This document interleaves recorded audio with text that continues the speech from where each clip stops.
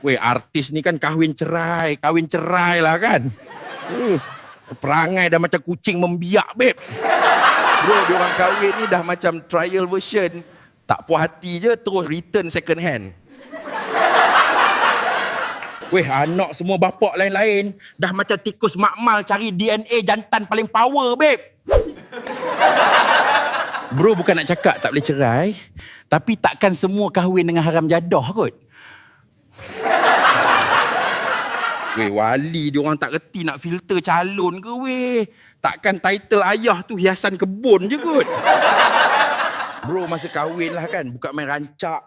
Dah macam anak raja. Membazir, setan pun join makan kenduri. Weh, itu pun semua sponsor bro. Real life artist ni B40 je weh. Majlis sendiri pun wayang. Last kahwin setahun je cerai. Kahwin menunjuk sangat, orang dengki tengok, santau kot. Bro, bila tak ada job, cerita atas katil jadi konten, berak bawah karpet pun viral satu dunia, babe. Artis ni makin kau layan, makin merepek lah. Dah macam badut sarkas lapar tepukan, weh.